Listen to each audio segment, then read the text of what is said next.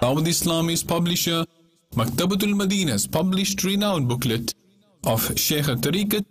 Amir Ahl Sunnah, Damat Barakatuhum al-Aliyah, a brief biography of Imam Ahmad Raza Khan,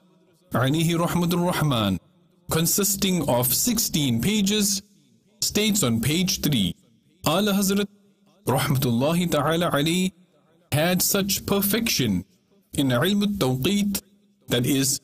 the science of the determination of timings of salah and fasting, that he would set his clock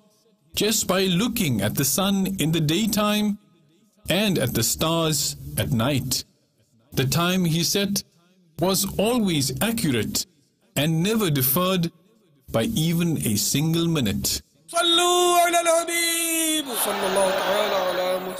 मुझे अपनी और सारी दुनिया के लोगों की इस्लाह की कोशिश करनी है इंशाअल्लाह।